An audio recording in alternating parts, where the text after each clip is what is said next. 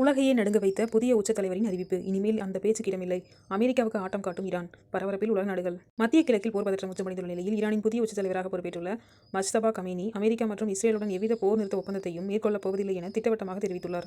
ஈரானின் முன்னாள் உச்ச தலைவர் அயதுல்லா அலி கமேனியின் மறைவிற்கு பிறகு அவரது மகன் மஜ்தபா கமேனி புதிய தலைவராக நியமிக்கப்பட்டார். பதவியேற்ற பிறகு அவர் விடுவித்துள்ள முதல் பொது அறிவிப்பில் ஈரானின் நிலைப்பாட்டை மிக கடுமையாக பதிவு செய்துள்ளார். ராயர்ஸ் செய்தி நிறுவனம் வெளியிட்டுள்ள தகவலின்படி ஈரான் எக்காலத்திலும் அமெரிக்காவுடன் எவ்வித உடன்படிக்கையும் அல்லது போர் நிறுத்தத்தையும் ஏற்காது என அவர் கூறியுள்ளார். இரு நாடுகளுக்கிடையே நிலவும் மோதலை தணிக்க இரண்டு நாடுகள் ஈரான் மற்றும் அமெரிக்காவுக்கு இடையே மத்தியஸ்தம் செய்ய முயன்றனர். ஆனால் இந்த போர் நிறுத்த முன்மொழிவுகளை மஜ்தபா கமேனி முற்றிலுமாக நிராகரித்துள்ளார். அமெரிக்கா மற்றும் இஸ்ரேலின் தாக்குதல் முழுமையாக நிறுத்தப்பட வேண்டும். ஈரானுக்கு ஏற்பட்ட பாதிப்புகளுக்கு உரிய இழப்பீடு வழங்க வேண்டும். நிரந்தர போர் நிறுத்தம் உறுதி செய்யப்பட வேண்டும். இந்த கோரிக்கைகள் நிறைவேற்றப்படும் வரை எவ்வித பேச்சுவார்த்தைக்கும் இடமில்லை என ஈரான் அரசு வட்டாரங்கள் தெரிவிக்கின்றனர். தனது தந்தையின் கொள்கையையே தீவிரமாக பின்பற்றும் மஜ்தபா கமேனி ஹார்முஸ் ஜலசந்தியை மூடும் முடிவில் உறுதியாக உள்ளார். இதனால் சர்வதேச எரிசக்தி விநியோகம் பாதிக்கப்பட்டு உலக அளவில் கச்சா எண்ணெய் விலை உயரும் அபாயம் ஏற்பட்டுள்ளது. மேலும் வளைகுடா நாடுகளில் உள்ள அமெரிக்க ராணுவ தளங்கள் மீது தாக்குதல் நடத்தப்படும் என்றும் அவர் எச்சரிக்கை விடுத்துள்ளார். தற்போது ஈரான் ஆளில்லா விமானங்கள் மற்றும் ஏவுகணை மூலம் பதிலடி கொடுத்து வருகிறது.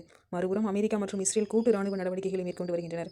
மேலும் ஈரானின் இந்த பிடிவாதமான போக்கினால் மத்திய கிழக்கில் அமைதி ஏற்படுவதற்கான வாய்ப்புகள் குறைந்து போர் மேலும் நீண்ட காலத்திற்கு தொடரும் சூழல் உருவாகியுள்ளது.